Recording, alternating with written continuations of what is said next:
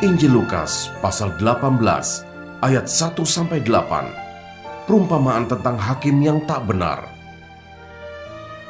Yesus mengatakan suatu perumpamaan kepada mereka untuk menegaskan bahwa mereka harus selalu berdoa dengan tidak jemu-jemu. Katanya, dalam sebuah kota ada seorang hakim yang tidak takut akan Allah dan tidak menghormati seorang pun. Dan di kota itu ada seorang janda yang selalu datang kepada hakim itu dan berkata, "Belalah aku terhadap lawanku." Beberapa waktu lamanya hakim itu menolak, tetapi kemudian ia berkata dalam hatinya, "Walaupun aku tidak takut akan Allah dan tidak menghormati seorang pun, namun karena janda ini menyusahkan aku, baiklah aku membenarkan dia, supaya jangan terus saja ia datang dan akhirnya menyerang aku." Kata Tuhan, camkanlah apa yang dikatakan hakim lalim itu. Tidakkah Allah akan membenarkan orang-orang pilihannya yang siang malam berseru kepadanya? Dan adakah ia mengulur-ulur waktu sebelum menolong mereka? Aku berkata kepadamu, ia akan segera membenarkan mereka. Akan tetapi, jika Anak Manusia itu datang, adakah ia mendapati iman di bumi?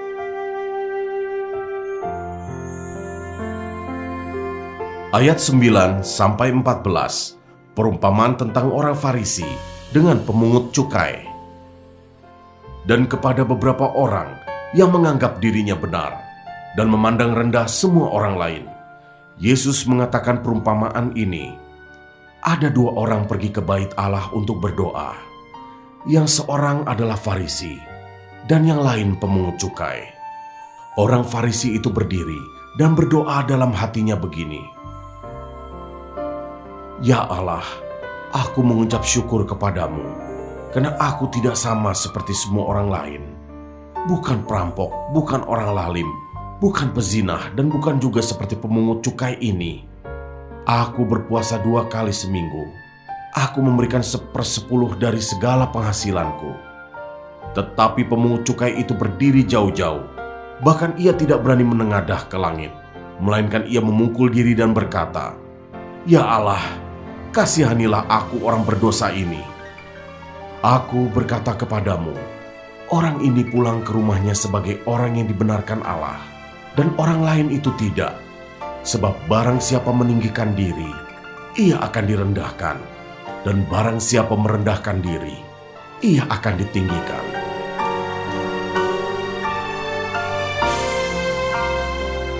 Ayat 15-17. Yesus memberkati anak-anak.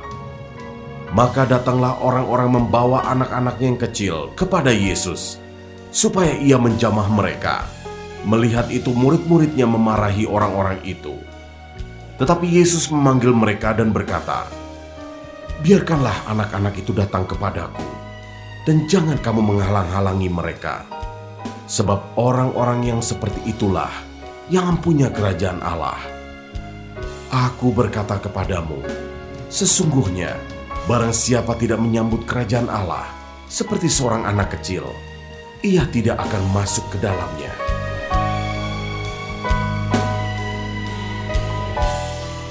Ayat 18-27.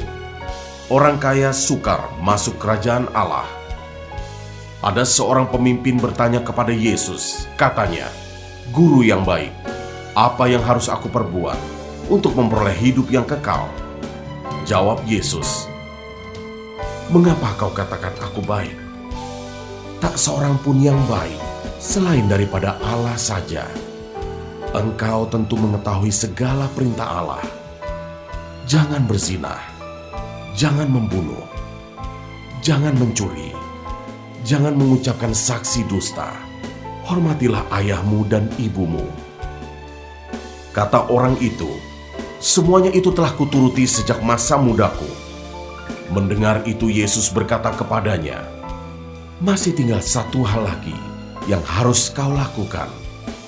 Jualah segala yang kau miliki, dan bagi-bagikanlah itu kepada orang-orang miskin. Maka engkau akan beroleh harta di sorga. Kemudian datanglah kemari, dan ikutlah aku." Ketika orang itu mendengar perkataan itu, ia menjadi amat sedih, sebab ia sangat kaya. Lalu Yesus memandang dia dan berkata, "Alangkah sukarnya orang yang beruang masuk ke dalam kerajaan Allah. Sebab lebih mudah seekor unta masuk melalui lubang jarum daripada seorang kaya masuk ke dalam kerajaan Allah."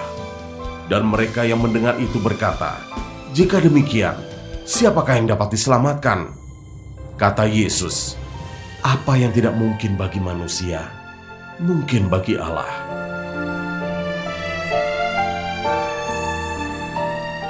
Ayat 28-30, upah mengikut Yesus.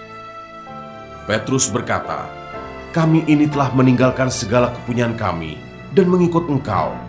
Kata Yesus kepada mereka, "Aku berkata kepadamu, sesungguhnya setiap orang yang karena kerajaan Allah meninggalkan rumahnya, istrinya atau saudaranya, orang tuanya atau anak-anaknya, akan menerima kembali lipat ganda pada masa ini juga. Dan pada zaman yang akan datang, ia akan menerima hidup yang kekal."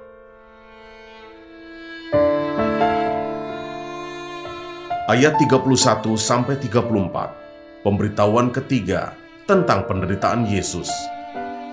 Yesus memanggil ke-12 muridnya, lalu berkata kepada mereka, "Sekarang kita pergi ke Yerusalem, dan segala sesuatu yang ditulis oleh para nabi mengenai Anak Manusia akan digenapi. Sebab ia akan diserahkan kepada bangsa-bangsa yang tidak mengenal Allah, diolok-olokkan, dihina dan diludahi, dan mereka menyesah dan membunuh dia. Dan pada hari ketiga, ia akan bangkit." Akan tetapi mereka sama sekali tidak mengerti semuanya itu. Arti perkataan itu tersembunyi bagi mereka, dan mereka tidak tahu apa yang dimaksudkan.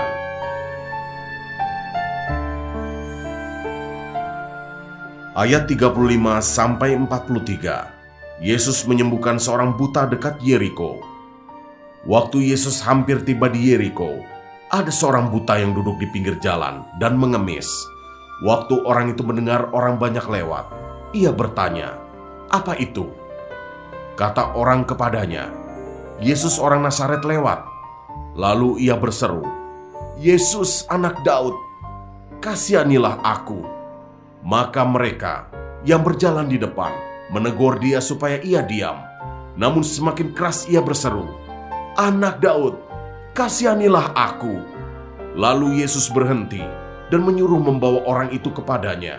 Dan ketika ia telah berada di dekatnya, Yesus bertanya kepadanya, "Apa yang kau kehendaki supaya aku perbuat bagimu?" Jawab orang itu, "Tuhan, supaya aku dapat melihat." Lalu kata Yesus kepadanya, "Melihatlah engkau, imanmu telah menyelamatkan engkau."